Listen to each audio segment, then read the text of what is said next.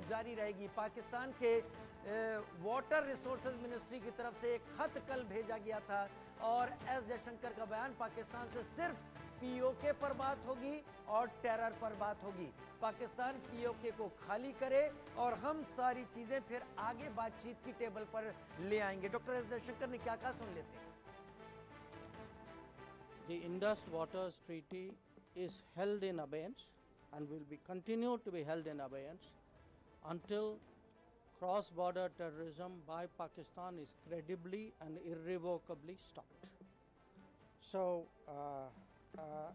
sometimes the Kashmir issue has been brought up.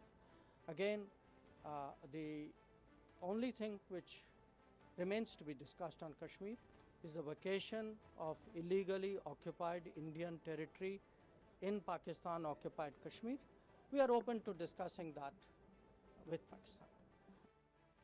Doctor S Jaishankar ने साफ कर दिया कि पाकिस्तान अब जितनी भी कोशिश कर ले, जो हालात पैदा हुए ऑपरेशन सिंदूर के बाद और पाकिस्तान और भारत के एक्शन के बाद, उसके बाद पाकिस्तान को लग गया कि अब पाकिस्तान को इस पर रिक्वेस्ट करनी होगी और पाकिस्तान ने पानी रिलीज करने की मांग की और बातचीत की भी मांग की है। लेकिन डॉक्टर एस जयशंकर ने चीजों को शब्दों में पिरोते हुए साफ कर दिया, ये तब तक संभव नहीं है जब तक टेरर खत्म नहीं होता और बातचीत अब पीओके पर होगी। लेकिन निपुण आलम बयान मेरे साथ इस वक्त जुड़े हुए हैं। निपुण सर, हम बात कर रहे हैं पाकिस्तान की न्यूक्लियर कैपेबिलिटी की, वो कैपेबिलिटी जो अक्सर डर की जगह पर इस्तेमाल की जाती है। बयान तो हम बहुत सारे सुन चुके हैं कि हमने अपने चौकों में या किचन में सजाने के लिए नहीं रखे हैं, ये हमने भारत के लिए रखे हुए हैं। और उसके बाद की सिचुएशन हम सभी जानते हैं।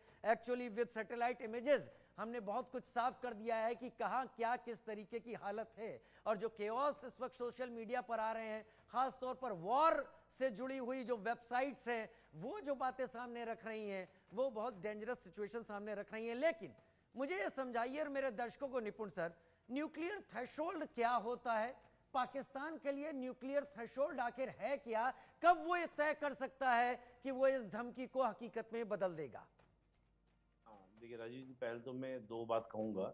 एक रैंड ग्लोबलाइजेशन ऑर्गेनाइजेशन है जो इस तरह की सारी खबरें देता है और उसने इस प्रकार का श्योर किया है कि पाकिस्तान में लीकेज हुआ है और इजिप्ट का एक स्पेशल एयरक्राफ्ट जो आपका बोरोन्स लेकर पहुंचा है। बोरोन्स जो है वो पूरा का पूरा नील रिवर के आसपास पाया जाता है, जो लीकेज को रोकने के लिए काम करता है। और उसके बाद अमेरिका का एक स्पेशल विमान है, बीच किंग एयरक्राफ्ट, वो इसीलिए है कि जिस प्रकार के लीकेज को रोकने के लिए। और ये पूरा जो हमारा वर्ल्ड का एयरलाइन जो रूट्स होता है उसकी ट्रैकिंग के द्वारा उन्होंने पिक्चर भी इमेज भी जारी की है कि ये लोग पहुंचे हैं, तो उसका मतलब कहीं ना कहीं सीरियस कंसर्न है। अब दूसरी बात क्या है, देखिए पाकिस्तान का जो भी आपका बात चल रही थी न्यूक्लियर वेपन वॉरियर की बात करें, देखिए एक तो पाकिस्तान का जो रवैया है वो एक गैर जिम्मेदार रवैया है। और हम देखें नॉर्थ कोरिया और ईरान को जो न्यूक्लियर वेपन दिया गया या इस प्रकार की टेक्नोलॉजी ट्रांसफर को लेकर अक्सर पाकिस्तान की बातें आती रही। वो बात अलग है कि चीन अमेरिका उन आवाजों को बार बार दबाते रहे।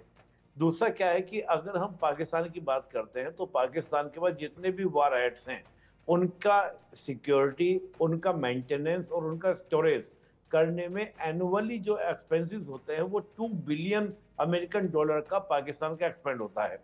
अब प्रश्न उठता है कि क्या पाकिस्तान की इकोनॉमी आज इतनी स्ट्रॉन्ग है कि वो एनुअली 2 बिलियन का खर्चा उठा सके?